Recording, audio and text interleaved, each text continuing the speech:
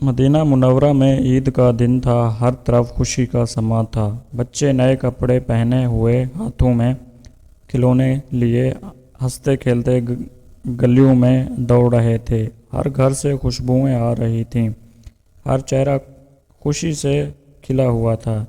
ایسے میں ایک چھوٹا سا بچہ پرانے اور پھٹے ہوئے کپڑوں میں گلی کے کنارے بیٹھا رو رہا تھا۔ اس کے چہرے پر مایوسی، آنکھوں میں آنسو اور دل میں درد تھا۔ وہ باقی بچوں کو خوش دیکھ کر اور زیادہ افسردہ ہو جاتا۔ اس وقت پیارے نبی محمد صلی اللہ علیہ وآلہ وسلم اپنے صحابہ کے ساتھ گزر رہے تھے۔ جب آپ صلی اللہ علیہ وآلہ وسلم نے اس بچے کو دیکھا تو فوراً رک گئے۔ آپ صلی اللہ علیہ وآلہ وسلم زمین پر بیٹھ گئے تاکہ بچے کے برابر ہو جائیں، اور نرمی سے اس سے پوچھا، بیٹے تم کیوں رو رہے ہو؟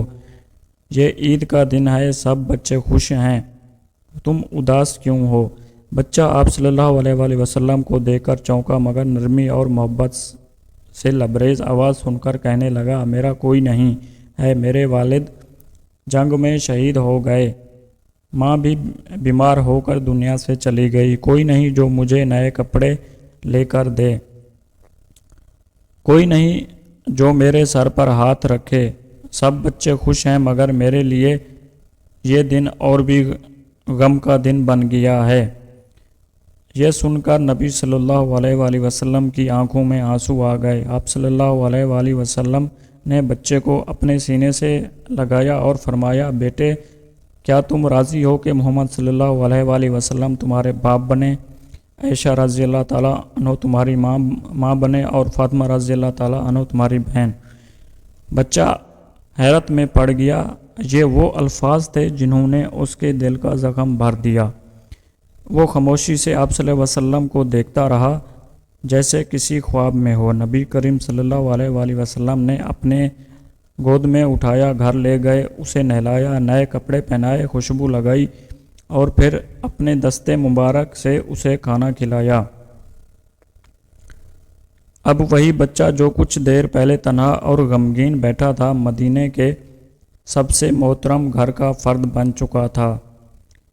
اب وہ باقی بچوں کے ساتھ ہنسی خوشی کھیل رہا تھا، بلکہ اور بچے رشک سے اسے دیکھ رہے تھے۔ تو اس سے ہمیں یہ سبق ملتا ہے، ہمیں سیکھنے کو ملتا ہے کہ نبی صلی اللہ علیہ وآلہ وسلم دل سے سب سے زیادہ یتیموں، مسکینوں، بے سہارا لوگوں کے لیے دھڑکتا تھا۔ وہ نہ صرف ان کے جسمانی دکھوں کا مداوع کرتے بلکہ ان کے دل کے زخم بھی بھر دیتے تھے۔ آپ صلی اللہ علیہ وآلہ وسلم نے فرمایا، میں اور یتیم کی کفالت کرنے والا